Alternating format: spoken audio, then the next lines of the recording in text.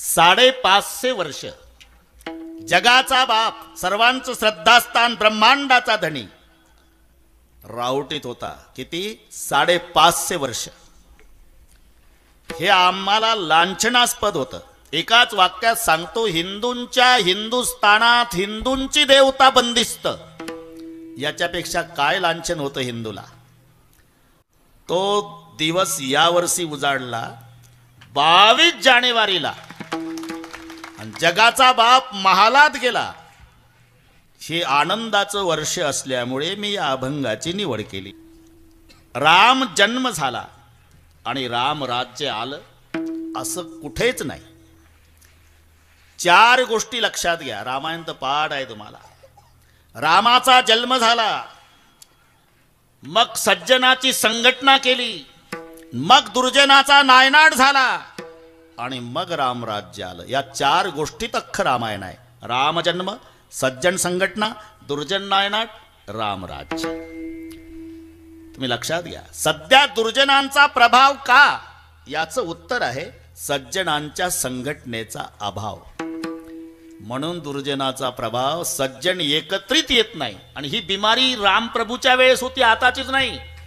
याच्यावर एक कीर्तन करता येईल आपल्याला 2 तास. 2 शास्त्री, 2 कुत्री, 2 मिस्त्री, 2 रेडे, 2 घोडे, 2 वेडे, 2 जावा, 2 आवान, 2 बुवा.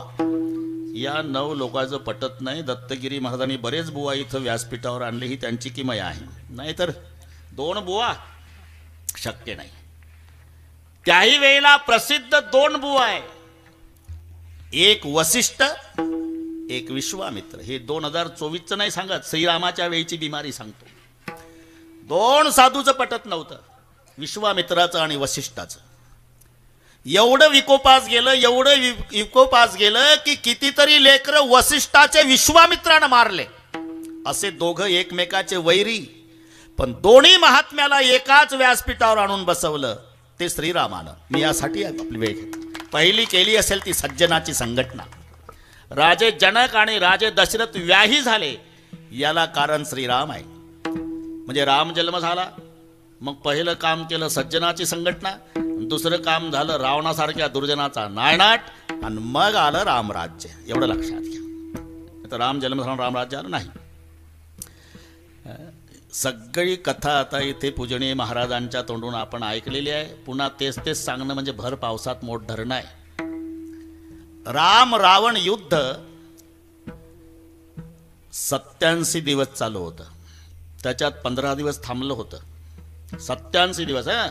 राम रावणाचं युद्ध झालं ते 87 दिवस, पण खरं युद्ध झालं 72 दिवस. 15 दिवस काही कारणाने अडचणीनं थांबलं.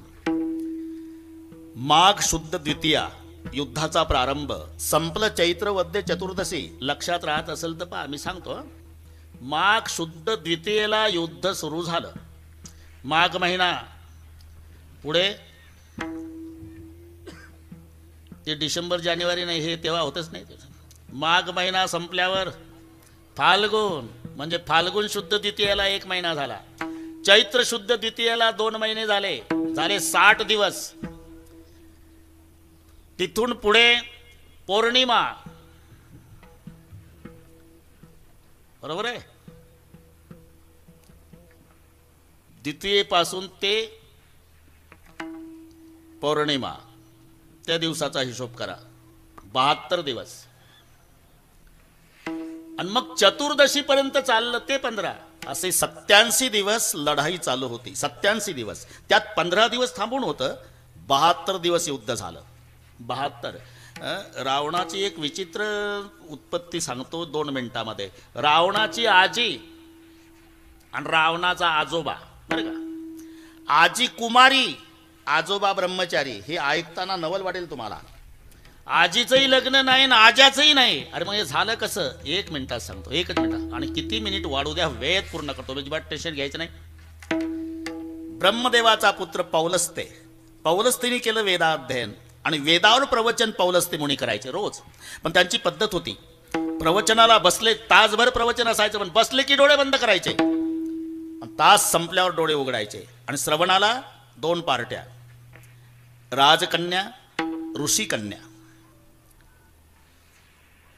ऋषीच्या मुली, राजाच्या मुली प्रवचन ऐकायला. एक दिवस यांचं प्रवचन चालू, अण्णा महाराज त्यांची भांडणं सुरू झाली जागेहून. दोन्ही पार्ट्या भांडल्या, ऋषीच्या मुली, राजाच्या मुली. यांनी त्यांचे केस धरले, त्यांनी यांचे केस धरले, मारामारी, रक्त बंबाळ झाल्या. याला कल्पना नाही याचं प्रवचन चालू. प्रवचन संपल्यावर डोळे उघडले तेव्हा भांडणं चालू दिसले. राग आला आणि शाप दिला, ए भांडणं करता का? उद्या जो माझं प्रवचन ऐकल ती गरोदन राहील. आता जी आज आली नव्हती ती उद्या प्रवचनाला आली बरे का. तिच्या बापाचं नाव तृणबिंदू ऋषी आणि त्याची ही मुलगी इलविला. हे नाव विचित्र आहे पण थोडं लक्षात ठेवा, ताकद लावा थोडं. इलविला आणि बापाचं नाव तृणबिंदू. ती आज नव्हती आली ना, उद्या एकटीच आली, बाकीच्या कुणी झाल्या नाही. डोळे मिटून प्रवचन चालू झालं, 1 तासाने डोळे उघडले, ती एकटीच. तिने विचारलं, बाबा आज बाकीच्या नाही आल्या? तुला माहित नाही, काल भांडल्या त्या राजाच्या पोरी, ऋषीच्या पोरी. मग मी रागावलो, शाप दिला, उद्या जी प्रवचन ऐकल ती गरोदर राहील. हे तर उठून उभी राहिली.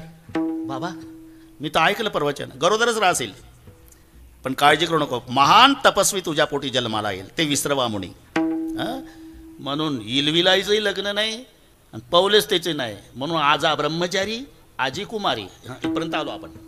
आता विसरवाला 5 बायका, इडविडा, देवदर्शिनी, कैकसी, पुष्पतकटा आणि बाका. रावण एकंदर सावत्र 11 जण आहे. इडविडापासून झाला तो कुबेर, रावणाचा सावत्र भाऊ लागतो कुबेर, हे लक्षात घ्या. कुबेर. देवदर्शिनीचा झाला विश्रवण, कैकसीचा रावण, पुष्पतकटाचे 3 कुंभकर्ण, बिभीषण आणि शूर्पणखा, आणि बाकाचे 5 महोदर, महापार्श्व, सुपार्श्व, कुंभीन आणि खर. हे 5 लक्षात राहिले तर ठेवा, नाही तर नाही. लक्षात आलं. 30 बाय 30 योजन लंकेची लांबी रुंदी आहे. आताच्या भाषेत 360 किलोमीटर रुंदी, 360 किलोमीटर लांबी. 4 महाद्वार आहे. पूर्व द्वारावर 10,000 राक्षसांचा प्रहार आहे. पश्चिम द्वारावर 1,00,000 राक्षस आहे. उत्तर द्वारावर 10 लाख आहे. दक्षिण द्वारावर कोणी नाही, समुद्र असल्यामुळे. त्याच्यासोबत युद्ध झालं ते 87 दिवस, त्यातलं 15 दिवस थांबलं म्हणून 72. राम रावण युद्ध सर्वांना माहिती आहे.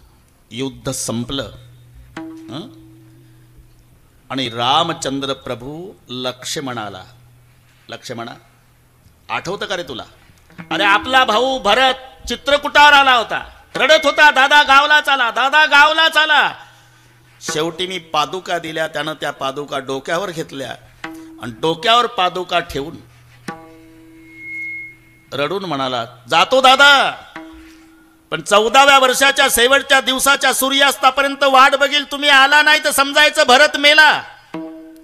हा, मग आता वैशाख शुद्ध षष्टीला आपण तिथे पोहोचलो पाहिजे, कारण षष्टीलाच राम आला होता. वैशाख शुद्ध षष्टीला राम वनवासात आला. वैशाख शुद्ध एकादशीला दशरथ मेला. वैशाख शुद्ध पौर्णिमेला दहन विधी झाला आणि वैशाख वद्य अष्टमीला तेरवी झाली. हे तिथीपत्र आहे. तेरवी 13व्या दिवशी होते ना. वैशाख शुद्ध एकादशीला प्राणोत्क्रमण आहे. पोरं मामाच्या घरी होते, आणण्यात वेळ गेली म्हणून पौर्णिमेला झाला दहनविधी आणि मग अष्टमीला तेरवी झाली. मी का सांगतो? चैत्र वद्य चतुर्दशीला रावण मेला,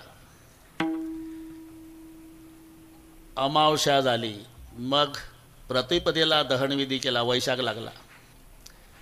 मुहूर्त तृतीयेचा आला, अक्षय तृतीया, मग बिभीषणाचा राज तिलक केला.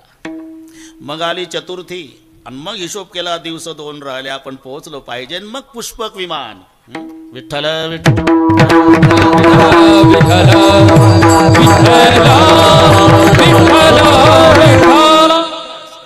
पुष्पक विमान. विमान उतरलं भारद्वाजजीच्या आश्रमात वगैरे वगैरे. आता वगैरे मध्ये वाढत नाही, नाही तर तेच चालू आहे आमचं रात्रंदिवस.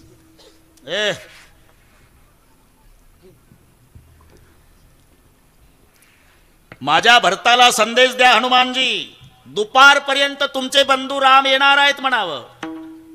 आणि आता भरतानं हिशोब केला नंदीग्रामामध्ये, हिशोब केला. आज शेवटचा दिवस, दादा आले नाही सूर्यास्तापर्यंत तर सरपणाचा ढीग रचला, पेटून उडी घालील. हे सावत्र भावाचं सांगतो. सक्के भाऊ इस्टेटीसाठी भावाच्या मरण्याची वाट पाहतात. हा सावत्र म्हणतो माझा राम आला नाही, अग्नीत उडी घालील. सरपण रचून ठेवलं, जपमाळ हातात आहे, हनुमानजी आले. जय श्री राम. तुम्हारे भैया रामचंद्र दोपहर तक अयोध्या में पधारने वाले हैं. भोवताल नाचला भरत हनुमंताच्या, पायावर डोकं ठेवून रडला, मारुती राया काय देऊ तुम्हाला या संदेशाच्या मोबदल्यात. या संदेश ऐकण्यासाठी बसलो होतो 14 वर्षे तपाला. आता माझा दादा न वहिनी सिंहासनावर बसतील. राजा राणीचं एकदा एक रूप माझ्या डोळ्यानं पाहिलं ना, दोन्ही पवित्र झालेले बोबुळे काढून बक्षीस देईल तुम्हाला. म्हणजे भरत पळत गेला अयोध्येत राजमहाला पुढे. माताजी आनंद आवरेना, माताजी. माई कौशल्या बाहेर आली. क्या हुआ बेटा? अभी भी संदेशा मिला है माँ. मेरे भैया, मेरे परमात्मा, मेरे उद्धारक, मेरे राजा, मेरे सरकार राम, मेरे रामचंद्र आज दोपहर तक अयोध्या में पधारने वाले हैं. हे ऐकलं माई कौशल्या रडू लागली. जवळ आले भरतजी. माँ मेरा भैया 14 साल के बाद आ रहा, आपको खुशी नहीं हो रही? खुशी हो रही बेटा. रो रही क्यों? अरे रोने का कारण अलग है बेटा. आज तुम्हारे पिता दशरथ जी की याद आई है. आज तुम्हारे पिता होते तो नाचने लग जाते. शत्रुघ्न आला, अयोध्या को सजाओ. बस आता हनुमान जी आले. प्रभु चलो, अयोध्या की दशा ठीक नहीं है. 9:15 वाजले ना. अयोध्या की दशा. मग विमान अलीकडे आलं, सीमेवर उतरलं. कुबेराची संपत्ती नमस्कार केला, विमान निघालं. सर्वांचं मिलन झालं. आनंदाला पारावार नाही. घर आए मात कौशल्या पूछन लागे, कहो लंका की बात. कितने दिन में रावण मारा, लाए सीता को साथ. आनंदाला पारावार नाही. 4 पाट मांडली, 3 पाटावर 3 भाऊ बसवले. स्वतःची आंघोळ स्वतः केली, भावांना आंघोळा घातल्या. मग सिंहासनावर राम सीता विराजमान झाले. भरतजीच्या हातात छत्र आहे, लक्ष्मण शत्रुघ्न चौऱ्या ढाळतात. हनुमानजी आपल्या पद्धतीने बसलेले आहे. कुंकवाचा करंडा वशिष्ठ गुरुजीच्या हातात आहे आणि माय कौशल्या आरती घेऊन उभी आहे. पहिला कुंकुम तिलक वशिष्ठ गुरुजींनी केल्याबरोबर सर्वांनी जय जयकार केला. बोलिए राजाधिराज महाराज रामचंद्र भगवान की जय. राम सिंहासनावर विराजमान झाल्यावर प्रजाजनांचे नाचून आनंदानं उद्गार झाले. राम साले राम राज्ये काय उणे आम्हासी. जय जयकार झाला. बरं का वाघमोडे सर, काही गुलाल टाकू लागले. गुलाल आनंद आवरे ना, गुलाल टाकू लागले. गुलाल टाकताना पाहलन सीतामाई उभ्या झाल्या सिंहासनावर. हे बारकावेनी टाका. ए गुलाल फेकने वाले, मत फेको गुलाल. प्रभु जी बोले, अरे जानकी वे लोग 14 साल के बाद खुशी मना रहे, फेकने दो. नहीं प्रभु. नीट बस देत नेमके VIP मध्ये येतात ते समाज 10,000 आहे पण दिसतात हे दोघं.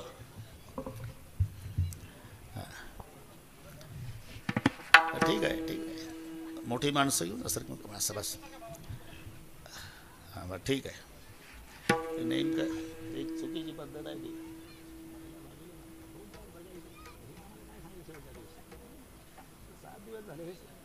एका नाही दोघं चालू. विठ्ठल विठ्ठल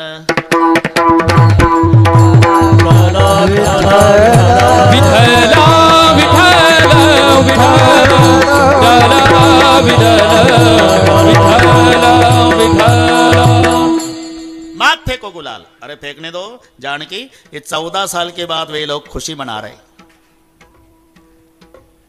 नाही प्रभू. आणि सीता रडू लागली. अरे राज्याभिषेकाच्या वेळेला सीतेचं रडणं का रडतेस? ये गुलाल नहीं, रावण चुरा के ले जा रहा था, पंचवटी में अकेली थी, मैं रो रही थी, बचाओ दौड़ो बचाओ दौड़ो बचाओ, दुनिया में का कोई माई का लाल मेरे लिए नहीं दौड़ा था, ये गीत पक्षी दौड़ा था जिसका नाम जटायु, और जटायु को मेरे सामने रावण ने मार डाला. प्रभु मेरे जटायु का ऐसा खून बहता था जैसा आज का गुलाल है। तो मेरे लिए कुर्बानी करने वाले, आज का खुशी का गुलाल देखने के बाद मेरे लिए कुर्बानी करने वाले मेरे जटायु के खून की याद आई जी भगवान, मत फेको गुलाल। अगदी अगदी मी समन्वय सांगतो, असाच प्रसंग, अगदी असाच मुंडे साहेब, छत्रपती शिवाजी राजे सिंहासनाकडे निघाले, राज्याभिषेक सोहळा, जय जयकार चालू आहे, पण प्रत्येक पाऊल टाकताना छत्रपती शिवाजी राजे एक एक गमावलेला हिरा आठवायचे। एक एक पाऊल टाकताना, बरं का डाकणे साहेब, शिवाजी राजांना गमावलेला एक एक हिरा आठवायचा। पाऊल सिंहासनाकडे, अस्पष्ट शब्द काने आले, आधी लग्न कोंडाण्याचे, मग रायबाचे। पहिली आठवण आली तानुजी मालुसर यांची, फक्त आठवणी होत्या बरं का वाघमोडे सर। पुन्हा 2 पावलं टाकली, अस्पष्ट शब्द काने आले, काळजी करू नका राजे, या देहात शेवटचा रक्ताचा थेंब असेपर्यंत खिंड लढविल राजे। बाजी प्रभूची आठवण, त्याच्या पुढे शिवा न्हाव्याची आठवण आली। शिवाजी राजासारखा चेहरा होता, शिवा न्हावी, आणि बदली म्हणून शिवाजी राजे त्यांना पाठवतात तेव्हा स्वतः शिवाजी राजांनी पोशाख, त्याच्या डोक्यावर मुकुट, हातात तलवार, असं बसायचं, एक पाय पुढे ठेवायचा, सगळे सांगितलं। पण शिवा न्हाव्याच्या चेहऱ्यावर राजाला लाजवेल एवढा आनंद होता, आणि शिवाजी राजे रडत होते। शिवा जी, अरे मरायला चालला माझ्यासाठी, माहिती आहे, तरी प्रसन्न आहे। त्याचं कारण आहे राजे, मी ऐकलेलं आहे की माणूस मेला म्हणजे माणसं रडतात। मी अजून जिवंत आहे राजे, तरी माझ्यासाठी महाराष्ट्राचा राजा छत्रपती रडतो। मला यापेक्षा काय मिळवायचं आहे राजे? एक एक हिरा, एक एक हिरा। पण नुसत्या आठवणी होत्या। लक्ष गेलं ढाकणे साहेब, आग्र्याच्या कैदेतून सुटका करून देणारा मदारी मेहतर, मदत करणारा, लांब उभा होता, फाटक्या कपड्याचा, मडकटल्या कपड्याचा, तो दिसला, मदारी पळत आला, माझे सगळे हिरे गेले या सिंहासनासाठी, तू एक राहिला बापा, आग्र्याच्या कैदेतून सुटका करून द्यायला सहकार्य करणारा। मी प्रसन्न आहे, काय पाहिजे ते माग, मला काही नको, वाटेल ते माग, काही नको राजे, तुला राजा ती लायकी माझी नाही राजे, वाटेल ते माग, एक अपेक्षा करतो राजे, हे तुमचं सिंहासन आहे ना, तुम्ही रोज बसायच्या आधी या अंगावरच्या वस्त्राने ही सिंहासन पुसायची संधी या मदारीला द्या राजे। आणि मग मदारीला कवटाळलं अश्रूचा अभिषेक डोक्यावर, मदारी अरे असे हिरे मला मिळाले म्हणून आजचा दिवस उजाडला। हे का सांगतो, सीतामाईला गुलाल पाहून आठवण आली पहिली जटायूची, मत फेको गुलाल। शेहनाई वाजवणारे तयार होते, वाजवली नाही डाकणे साहेब कोणीच, का रे का वाजवली नाही? सेवक आले, हे काय लावली तोंडाला, वाजवली का नाही? वाजवणार होतो, मनाई कोणी केली? कोणी नाही केली। मग एकमेकाला आम्ही असं म्हटलं, आता आपले महाराज दशरथ राजे पाहिजे होते, रामाचा राज्याभिषेक पाहून नाचले असते, जुन्या राजाच्या आठवणी आल्या, आमचा कंठ दाटलाय हो, त्याच्यामुळे शेहनाई वाजली नाही। झाले रामराज्य, याच्या पुढचं सांगतो। आता रामराज्य म्हणजे काय? रामराज्य म्हणजे धर्मराज्य, धर्मराज्य म्हणजे माणुसकीचं राज्य।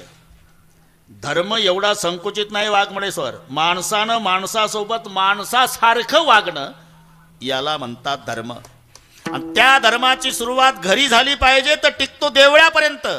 आमचा धर्म मंदिरात सुरू होतो म्हणून संपतो घरापर्यंत। बरं का डाकणे साहेब, घरून सुरुवात झाली पाहिजे। नाही तर एक शेठजी यायचे, इथले शेठजी नाही रे बाबा, तिकडचे सांगतो, शेठजी यायचे रोज प्रवचन ऐकायला, ते हिंदी शायरचे महात्मे होते। शेठजी आप अकेले आते हो रोजाना, तुम्हारा बेटा नहीं क्या? बेटा है जी 25 साल का, उनको क्यों नहीं बेचते? बोले वो कोरा कागज है, उसको बिगाड़ना नहीं चाहता। और आप? बोले मैं कार्बन कॉफी हूँ। कागदातला फरक कळला का? कार्बन कॉफी मैं सुन लेता हूँ, दूसरे को दे देता हूँ। कार्बनचा तो वरून लिहिलं की खालच्या कागदावर जातं, मैं कार्बन कॉपी हूँ, तुम्हारा प्रवचन सुनता, दूसरे को दे देता, वो कोरा कागज, उसको बिगाड़ना नहीं। कुछ करो, कल भेजो तुम्हारे बेटे को, ठीक है? 25 वर्षाचा तरुण मुलगा दुसऱ्या दिवशी शेठजीचा प्रवचन ऐकायला आला। गायीवर प्रवचन होतं महात्म्याचं, आणि गायीवर 1 तास प्रवचन केलं। गैया के आखे तो चांद सूरज है, 33 करोड देवता का निवास होता है, गैया की सेवा तो भगवान की सेवा होती है. 1 तास प्रवचन ऐकलं शेठजीच्या मुलानं. प्रवचन ऐकल्यावर वाघमोडे सर, शेठजीचा मुलगा आला, धान्याचं दुकान होतं, दुकान उघडलं, त्या पोरानं सामोरून एक गाय चालली होती. गायचंच प्रवचन ऐकून आला होता. गैया की आंखें चांद सूरज है, 33 करोड देवता का निवास है, गैया की सेवा भगवान की सेवा. त्यानं 20 किलो तांदळाची गोणी ओपन केली, रस्त्यावर आणून ठेवली, गायीला खाऊ घातली. गाय तांदूळ खात असताना शेठजी आला. क्या करते हो रे? आज प्रवचन सुनने गया था पिताजी. बाबा जी ने बताया था कि गैया में 33 करोड़ देवता का निवास होता है, उनकी आंखें चांद और सूरज है. गैया सामने से जा रही तो मैंने कहा गैया को चावल खिलाओ. गधे, कथा सुनी जाती है या घर लाना पड़ता है? तूने तो दुकान में लाके रखी है ना. आमचा धर्म घरून सुरू होतो, आमचा धर्म मंदिरात सुरू होतो, घरापर्यंत संपतो. धर्माचा प्रारंभ घरी झाला पाहिजे, मग मंदिरापर्यंत टिकतो. धर्म म्हणजे साध्या गोष्टी आहे. सासूला वाटलं पाहिजे सून नाही माझी मुलगी आहे, सुनेला वाटलं पाहिजे सासू नाही माझी माय आहे. या धर्माची गरज आहे. मी सुनाच्या बाजूनं बोलत नाही. इथल्या सासवाणी माझ्यावर लाल डोळे करायचे नाही. 10:30ला मी जाणार आहे. पण ते स्वयंपाक चालू असताना सासू म्हणते पाणी दे ग. बरं का अण्णा. आणि ती बिचारी घाई घाई तांब्यान फुलपात्र आणून सासूपुढे तो आवाज होतो फरशीमुळे ढाकणे सर.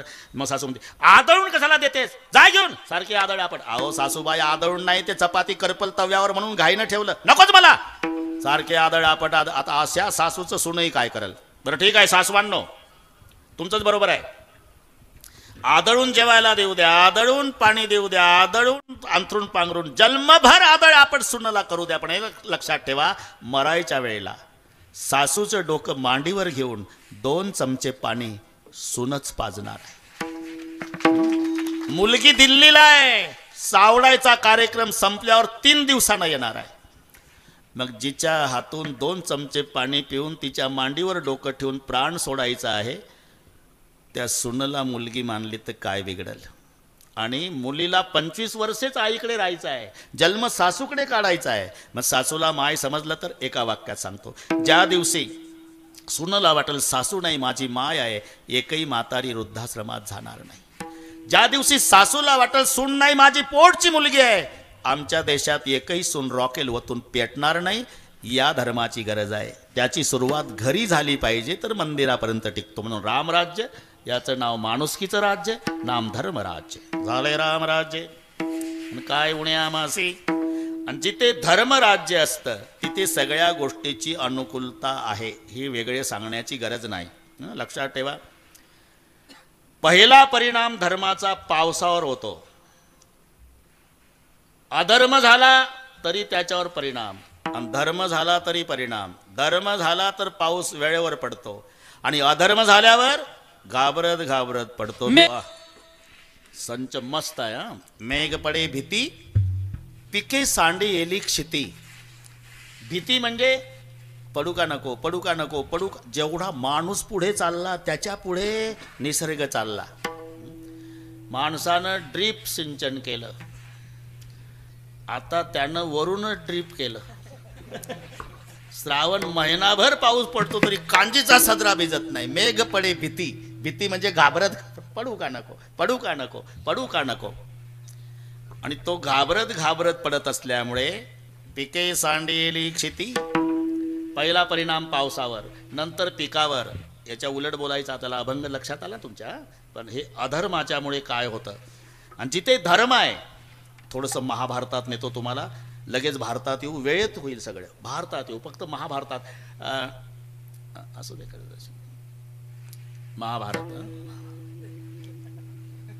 12 वर्षाचा वनवास,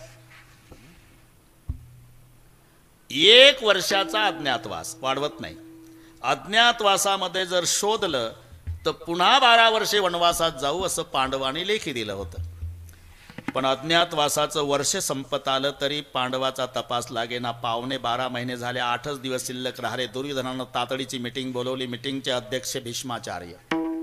विषय हल्ली पांडव कुठे असावे. प्रत्येक वक्त्यानं उभं राहून बोलायचं.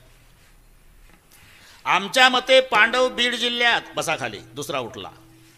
जालना जिल्ह्यात, बसा खाली. परभणी, महाबळेश्वर, सगळ्या वक्त्यांचे भाषण, वेळ कमी होती ना, शेवटी अध्यक्षाचं भाषण. भीष्म उठले, पांडव कुठे असावे याच्यावर भाषण. भीष्म उठल्याबरोबर पत्रकार मंडळी सावध झाली की हे म्हातारं गुप्त माहिती देतं बरं का. शिवाजीरावनं तर पेनच काढला. आतापर्यंत अनेक वक्त्यांनी पांडवाच्या बाबतीत आपलं वक्तव्य केलं, पण माझं निश्चित मत आहे. आता पेनच टेकवला डाकणे साहेबांनी. म्हातारं सांगते निश्चित मत आहे. काय? जिथे वेळेवर पाऊस पडतो, गाय धष्टपुष्ट भरपूर दूध देणारे आहे, जमीन भरपूर पिकते, फळानं लदबदलेली झाडं आहे, सदाचारानं वागणारी माणसं आहे, नक्की तिथं माझा धर्मराज असला पाहिजे. म्हणून तुम्हाला महाभारतात नेलं. जिथे धर्मराज आहे तिथे जमीन पिकणे, झाडाला फळे येणे, गायीला भरपूर दूध देणे, जिथे धर्मराज्य. म्हणून झाले रामराज्य. काय उणे आमासी, ज्या ज्या गोष्टीची आवश्यकता त्या त्या गोष्टीची अनुकूलता. धरणी धरी पिके आणि गायी वळल्या म्हैसी. आता ज्या राज्यामध्ये एवढी सुविधा आहे, ठरलेलं आहे, ज्याची खावी पोळी. तुम्ही पहा पंढरपूरला ते बोट तुटलेले, नाक तुटलेले, त्याला आपण महारोगी म्हणतो, पण विनोबाजी भावे महारोगी शब्द वापरत नव्हते. ते म्हणायचे अरे भगवान की खंडित मूर्ती आहे, त्यांचे शब्द. देवाच्या भंगलेल्या मूर्त्या आहे म्हणायचे. महारोग्याला नमस्कार करायचे विनोबाजी आणि म्हणायचे ह्या देवाच्या भंगलेल्या मूर्त्या आहे, भंगलेल्या. आणि ते कैकाडी बाबाच्या मठात बरं का वाघमोडी, कैकाडी बाबाच्या मठात लापसी 2 वेळेला बाबा द्यायचे आणि मग आंघोळ्या. ते महारोग्याला कपडे रे कैकाडी बाबा, महारोग्याला कपडे. दिवाळीला पहाटे उठून सुगंधी साबणानं सगळ्या महारोग्याला कैकाडी बाबा आंघोळ्या घालायचे. आणि ते 12 महिने. आणि ते कैकाडी बाबाच्या मठात कैकाडी बाबाचंच भजन करायचे. त्यांना येईल तसं. अंग इठला, त्याला काही तालसोर नाही, ते तुटके बोट त्यांचे. लापसी खायच्या आधी भजन. अंग इठला पांग फिटला, कैकाडी बाबा मा गुरु भेटला, त्यांचं भजन. तिथं काही सुशिक्षित बेकार गेले, पंढरपूरला गेलेले कैकाडी बाबाचा मठ बघा, सुशिक्षित न बेकार. त्यांनी ते भजन करताना पाहिले, ते सुशिक्षित रागाले. लेका अख्खा महाराष्ट्र ज्या पांडुरंगाचं भजन करतंय आणि त्या पांडुरंगाच्या नगरात राहून तुम्ही पांडुरंगाचं भजन न करता कैकाडी बाबाचं भजन करता. ते महारोगी रागाले. कोण लागलाय तू शहाणपण सांगायला? जो रुपया महाराष्ट्रभर चालत नाही तो पंढरपूरला आणतो, बरोबर आहे ना, पेटीत टाकायला. आणि त्या खोट्या रुपयावर दिमाग करतो ना आम्हाला उपदेश करतो का? अरे 12 महिने आमचा कैकाडी बाबा आम्हाला जेवायला घालतो, कपडे करतो. मग ज्याची खावी पोळी त्याची वाजवावी टाळी, बरोबर आहे ना. मग कैकाडी बाबा आम्हाला जेवायला घालतो, आम्ही भजन कैकाडी बाबाचं करणार. तसं ज्या राम राज्यामध्ये एवढ्या सुविधा आहे, मग भजन कोणाचं? राम वेळा वेळा, ज्याची खावी पोळी त्याची वाजवावी टाळी. ज्या राम राज्यामध्ये एवढा आनंद आहे, मग आम्ही भजनही रामाचंच करणार. राम वेळोवेळा आम्ही गाऊ ओविये राम. आता शिवाजीराव तुम्ही मन लावून ऐका. राम ही सार आहे. सार ग्रहण करायचं असते ना, सार टाकून द्यायचं असते. बदामच्या विरुद्ध खारक, खारकेच्या विरुद्ध बदाम, दोन्हीच्या विरुद्ध आंबा, तिन्हीच्या विरुद्ध पेढा. विरुद्धार्थीमध्ये बदामचा वरचा भाग फेकायचा, आतला खायचा. खारकेचा वरचा खायचा, आतला फेकायचा. आंब्याचा वरचाही फेकायचा, आतलाही फेकायचा आणि मधला चाखायचा. पेढ्याचा वरचाही फेकायचा आणि मधलाही फेकायचा ना, अख्खाच खायचा. ते सार आहे. जे सार आहे ते ग्रहण करायचं आहे. राम हे सार आहे. 2-3 दृष्ट्या पटवून देतो मी. 100 कोटी श्लोकाचं रामायण भांडणं झाली रोहिदास तिघाची, देव, दानव आणि मानव. देव म्हणाले रामायण आमचं, दानव म्हणतात आमचं, मानव म्हणतात आमचं. तिघाची भांडणं हायकोर्टमध्ये गेली. हायकोर्ट म्हणजे महादेव, बडादेव, सबदेवन का बाबा. महादेवाने विचारलं का म्हणता? रामायण आमचं नाही, आमचं आमचं आहे. महादेव म्हणाले हे कोर्ट आहे, इथे एका एका पक्षाने बोलायचं आहे. दोघं बसा खाली. सांगा. देवाला विचारलं. देव म्हणाले रामायणाचे हक्कदार आम्ही, आमच्यापैकी एका देवाचं चरित्र या ग्रंथात असल्यामुळे हक्कदार आम्ही. ठीक आहे, अजून 2 पार्ट्याचं विचारून घेतो मग नेईन. बसा खाली. मग दानवांना उठवलं. ते म्हणले खरे हक्कदार आम्ही. का? आमच्या पार्टीचा रावण नसता तर रामायणच झालं नसतं. हे नंतरचे भांडणं आहे. खरे हक्कदार आम्ही. आता पहिल्यापेक्षा यांचं बरं वाटलं महादेवाला. म्हणजे झालं आता एकच पक्ष राहिला, फक्त मला वेळ पाहू द्या, अजून पाऊण तास आहे. एकच पक्ष राहिला. माणूस टोप्यावाले माणसं उठवले महादेवाने. टोप्यावाले त्यांनी टोपीतलं डोकं वापरलं शिवाजीराव. अरे टोप्या कोणी घालतात का ज्यांना डोके आहे ते? माणसाने टोपीतलं डोकं वापरलं. खरे हक्कदार आम्ही. म्हणजे वाल्या कोळी माणूस होता, बरोबर आहे ना? वाल्या कोळी माणूस होता, त्याचा वाल्मिकी झाला आणि त्यानं ग्रंथ लिहिला. मग भांडतात हे खरे हक्कदार आम्ही. महादेव चकित झाले. म्हणजे टोप्यावाल्याचं दोघांच्याही पुढे दिसतं. शेवटी महादेवजी म्हणाले बा भांडणानं कोणाचं बरं झालं नाही, त्यापेक्षा तिघं वाटून घ्या, तुम्हीच वाटून द्या. मग वाटप सुरू केला. नाथ महाराज एका ओवीत वाटप लिहितात. 33 कोटी 33 लक्ष 33 सहस्त्र 300 शेत 33 आणि एक उरला. झाला एका ओवीत वाटप. लक्षात आलं का? बरं पुन्हा सविस्तर सांगतो. 33 कोटी श्लोक देवाला, 33 कोटी दानवाला, 33 कोटी मानवाला, उरले 1 कोटी. 33 लक्ष देवाला, 33 लक्ष दानवाला, 33 मानवाला, उरले 1 लक्ष. 33,000 देवाला, 33,000 दानवाला, 33,000 मानवाला, उरले 1,000. 300 देवाला, 300 दानवाला, 300 मानवाला, 100. 33 देवाला, 33 दानवाला, 33 मानवाला 1. मग ते आधीच सांगितलं मी. 33 कोटी 33 लक्ष 33,333 असा वाटप झाला आणि 1 श्लोक उरला. आता काय करू? सुटा करा. काय करू म्हणजे? वक्रे महाराज सुटा केला श्लोक. तो 32 अक्षराचा होता. अनुष्टुप छंदाचे श्लोक 32चे असतात. बहुतांश श्लोक गीतेमध्ये 32 अक्षराचे. धर्मक्षेत्रे 4, कुरुक्षेत्रे 4, समवेता 4, युत्सवा 4, वरची 16ची लाईन, खालची 16ची 32. 10 अक्षरे वाट्या आली. 2 असे उरली. महादेवराव म्हणले आता काय करू? दोघाला दिली, तिसरं लाल डोळे कर माझ्यावर, तुम्हीच ठरवा. मग वाटणाऱ्याला बक्षीस देऊन टाका ना. दिली पण जाताना विचारलं कोणती? तेच राम नाम 2 अक्षरे अमृत पान केले शंकर. हे सार आहे. दुसरं एक घाबरू नका वाघमोडे सर. तर सरांना एक गणित सांगतो. कोणत्याही नामाला 4 ने गुणा, कोणत्याही तुम्हाला वाटेल त्या, 5 मिळवा, डबल करा, 8 ने भागा, 2च उरतात. घरी गेल्यावर रात्रभर करा. हे 1 अक्षराच्या नामापासून 12 अक्षरापर्यंत. बरं सांगतो 2 मिनिटात. हा ओम 1 अक्षर, गुणा 4 ने 4 1 4, मिळवा 5, 4 आणि 5 9, करा डबल 18, भागा 8 ने 8 2 16, 18तून 16 2. त्याच्या पुढे घ्या विठ्ठल 3 अक्षरी, चतुर्गुणे 4 त्रिक 12, मिळवा 5 17, करा डबल 34, भागा 8 ने 8 चौक 32 2. त्याच्या पुढे रामकृष्ण रिसा घ्या, 4 ने गुणा 24, मिळवा 5 29, करा डबल 58, भागा 8 ने 8 7 56 2. 12 अक्षराचं घ्या, 12 चौक 48, मिळवा 5 53, करा डबल 106, भागा 8 ने 8 13 104. रात्रभर कागद काळे करा, उद्या मला मोबाईल करा. हे रामासाठी सांगतो. नाम को चतुर्गुणे उसमें पंचतत्व मिले, द्विगुण करने का काम, 8 से भाग लो नीचे बचे सो राम. शेवटी राम शिल्लक राहते म्हणून आम्ही दुसरं काय नाही. म्हणून राम वेळोवेळा बरं का रोहिदाजी, राम वेळोवेळा आम्ही गाऊ ओविये. दुसरं एक कारण व्याकरण दृष्ट्या, राम म्हणताना तोंड उघडतं बंद होतं. करून बघा, काही खर्च येत नाही. राम, नाही तर माझं आव्हान आहे, तोंड बंद करा, राम म्हणून दाखवा. उघडा तोंड, म म्हणून दाखवा. अजिबात नाही.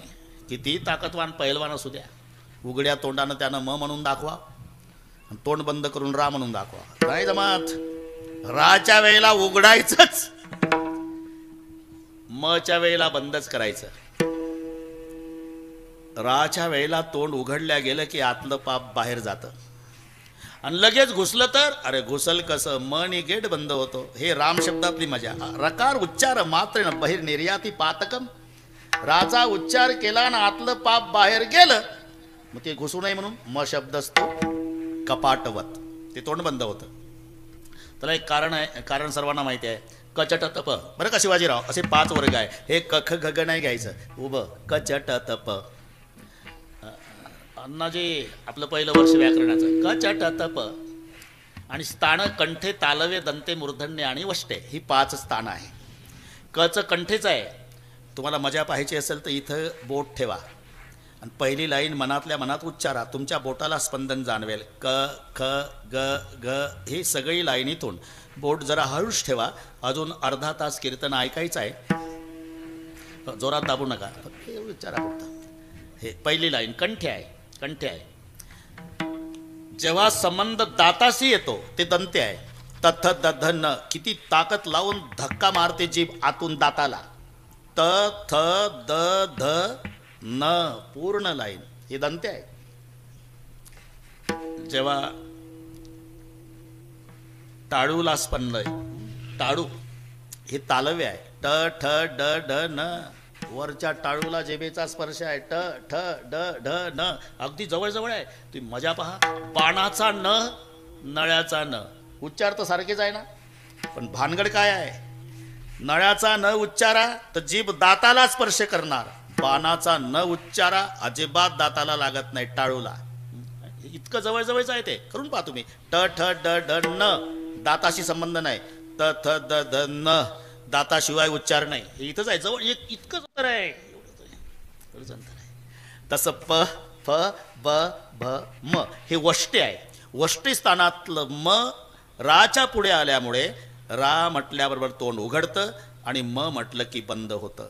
म्हणजे रा आणि तोंड उघडलं काय करतं बाळा ते राहू दे. रा आणि तोंड उघडलं की आतलं पाप असं मला वाटलं का मोबाईल आला कोणाचा. ठीक आहे बाबा, आता सध्या हेच चालू आहे माझ्या मागं. दररोज म्हणावं लागतं रे बंद करा रे बाबा, बंद करा रे बाबा. त्या दिवशी एका बाबानं कीर्तनात अर्धा तास मोबाईल कीर्तनकाराने, मग बाकीच्याला कोणाच्या आवडीवर दरोडा न्यायचा. आता कीर्तन थांबवून अर्धा तास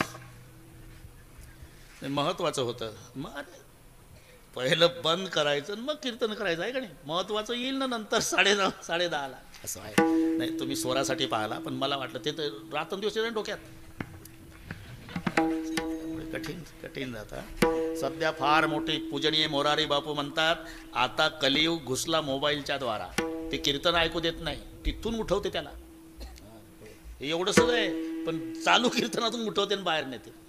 म्हणून तेवढं हे रकार उच्चार मात्र बाहेर निर्याती पातकम. राचा उच्चार झाला तोंड उघडलं की आतलं पाप बाहेर जातं. मन आणि तोंड बंद होतं. ही किमया त्या शब्दात असल्यानं राम वेळो वेळा आम्ही गाऊ ओवी आहे. इथं शब्द आला ओवी आहे. आता ओव्या कुठं असतात? जात्यावर. म्हणून शब्द त्याच्या पुढे वेल्डिंग झाला दळिता. हे उगाच जुळवाजुळव नाही का, कविता आहे का? इथपर्यंत वाचायचं. राम वेळोवेळा आम्ही गाऊ ओवी आहे. ओव्या कुठं आहे? दळिता. पुढे शब्द. ह्या पूर्वीच्या प्रक्रिया आहे, दळण आणि कांडण. आता ह्या प्रक्रिया राहिल्या नाही. पूर्वी ह्या मावल्या बसल्या जुन्या 5-5 किलो दळायची मावशी. पहाटे उठून गारठ्याचे दिवस घामानं भिजायची गारठ्यात. म्हणून तेव्हा रामदेव बाबाचे शिबिर नव्हते. घरी शिबिर सुरू व्हायचं शिवाजीराव घरीच. पूर्वी वृद्धाश्रम का नव्हते? वक्रे महाराज जात होतं. जात त्या बाळाला जात्याच्या गाण्यातून उपदेश असायचा. ते लेकरू मांडीवर, याच्यात बरेच जुने लोक असेल आपल्या आईच्या मांडीवर झोपले असतील.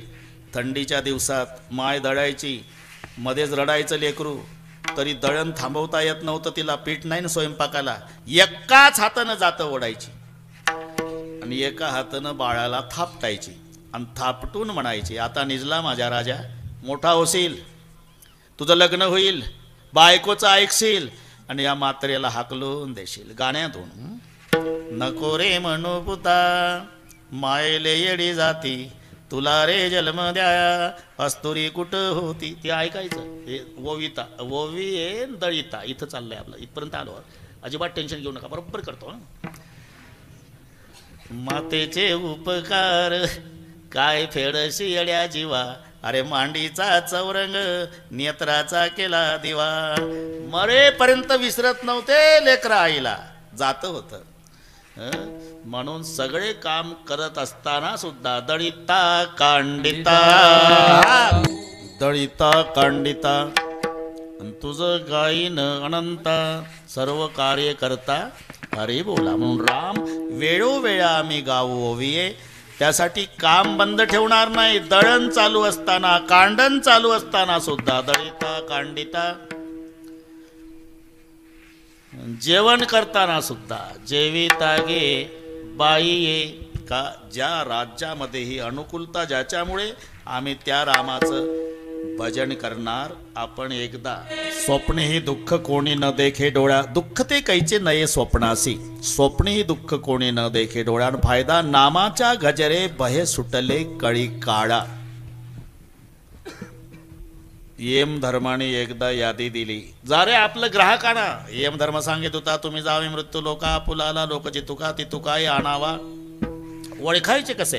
ऐका त्याचे कोय रंग करती निंदा धरिती राग खरी खोटी चहाडी सांगिते कोळ आपले लष्के वासनेच्या नवसा करीती करविती पशुहिंसा तेने बहुता दिवसा भरवसा तुम्हा दिलाय देव सानोनी देवता उपासक मंत्र संचारी जे लोक झोटिंग येताय खेताय देख ते सक्के बाप तुमचे. घरी गेल्यावर अभंग वाचून घेणे. अण्णा महाराज यादीला नाव लागलं हे लोकांना कळालं. पेपर फुटी. ज्यांचं ज्यांचं नाव यमदूताच्या यादीला शिवाजीराव ते पंढरपूर, नामदेव महाराजाच्या पाया पडले. वाचवा महाराज, नाव लागलं आमचं यम धर्माच्या यादीला. वाचायचं असेल तर तुळशीची माळ घालावी लागेल का? त्यांचं यादीला नाव होतं ना, त्याच्यात वाचलं होतं.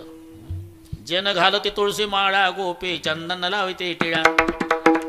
जे ना पाठांतर नसते, हे नामदेवाचे अभंग आहे. जन घालती तुळशी माळा गोपी चंदन लावी ती टिळा. शरण नरी गती गोपाळा त्या चांडाळ्या आणावे. आणून घाला नरक कुंडी कृमी घाला त्याचे तोंडी.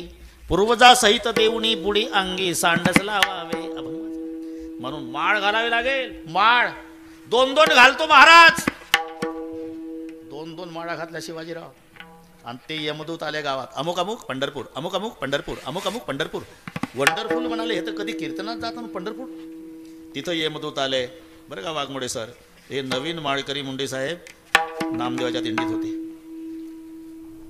नामदेव रामले आले रे तुमच्या करता. आता काय करावं महाराज? त्यांना माळा दिसल्या पाहिजे. त्या तर सदऱ्याच्या वर आहे महाराज. मग आता पताका उंच करा. कुंचे पताकाचे भार भेने पळती येम किंकर. पळाले यमदूत. पण वाखरीच्या जवळ मिटिंग घेतली. म्हणले का असं पळू गेलो यमधर्म कामावर ठेवल का? पुन्हा एकदा प्रयत्न करून. म्हणून यमदूताने पुन्हा प्रयत्न. यमदूत यायला लागले. नामदेव महाराज म्हणले आता पताकावर नाही भागत रे. ते तयारीनं आले. मग तुम्हाला वाचायचं आहे का? तेच काय विचारता महाराज 8:30 वाजल्यापासून. वाचायचं आहे का? मरायसाठी माळा घातल्या का? नाही, तसं नाही म्हणत मी. वाचायचं असेल तर एकच उपाय आहे. सांगा ना. भगवंताच्या नामाचा जय जयकार करा. बोला पुंडलिक वरदा हरी विठ्ठल ज्ञानदेव हरिनाथ जय जयकार झाल्याबरोबर दड दड दड दड दुडू दुडू दुडू दुडू दड दड दड दड दुडू दुडू दुडू दड दड दड दड दुडू दुडू दुडू दुडू दड दड दड दड दुडू दुडू दुडू दड दड दड दड दुडू दुडू दुडू दुडू पळ सुटला कळी काळा बाप पुढे यारे. स्वप्ने दुःख कोणी न देखे डोळ्या. नामाच्या गजरे भय सुटला कळी काळा. आणि ते जेव्हा गेले यम धर्माने विचारलं का रे घाबरला? त्या गावात गेलतो मालक. मग ते नामदेवाच्या दिंडीत आहे. आपलं जेवढं ग्राहक आहे ते तिथं का नाही गेला? तिथं गेलो. पण तो दिंडीचा मालक नामदेव महाराज येऊच देत नाही. नका जाऊ त्या गावा. दूत सांग तसे यमा. दूत सांग तसे यमा. दूत सांग तसे यमा. दिंडी पुढे चाले नामा. दिंडी पुढे चाले नामा. दिंडी पुढे चाले नामा. दिंडी पुढे चाले नामा. तो नागवितो आमा. तो नागवितो आमा.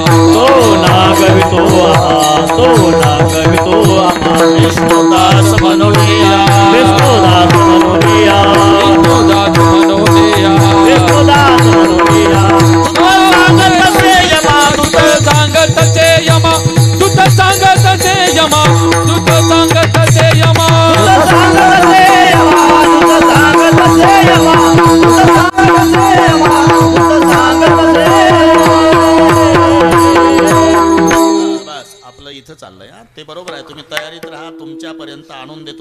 प्रमाण बरोबर आहे, पण थोडासा वेळ होता त्याला बस.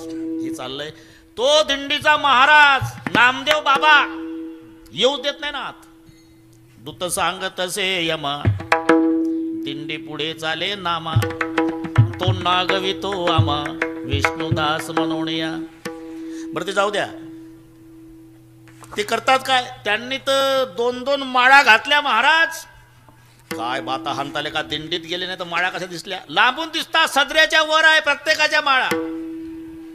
बर अजून काय करतात, अजून आम्हाला बघितल्या बरोबर पुंडलिक वरदा हरिविठ्ठल ज्ञानदेव असं आहे का, मग तुम्हाला सक्त ताकीद आहे. नका जाऊ तया गावा, नामधारकाचा सेवा, सुदर्शना गावा, फिरे फिरे भव. नका जाऊ तया गावा, नामधारकाचा सेवा, एक सुदर्शन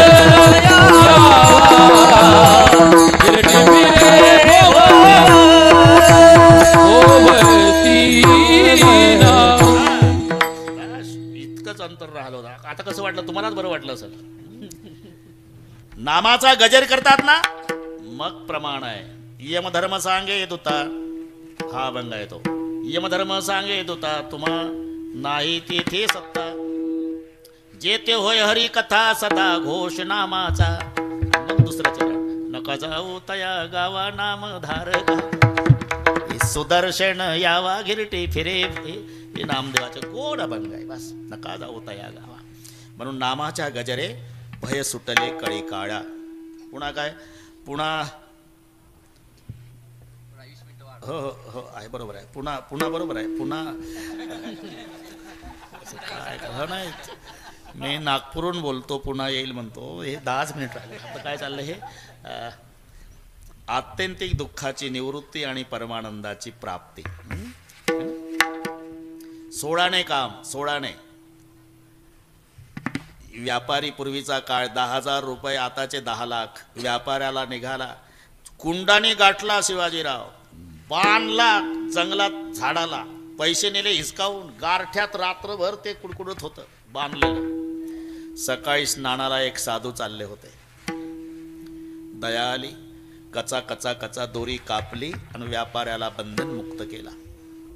व्यापारी पाया पडला साधूच्या, महाराज तुमचे अनंत उपकार आहे माझ्यावर, तुम्ही माझा 8 काम केल्याबद्दल. 8 16ने सोडला लेगा, तुझा काय पाय बांधून आहे का हात? पुरा सोडला ना, पुरा सोडला, पण काम 8नेच झालं महाराज.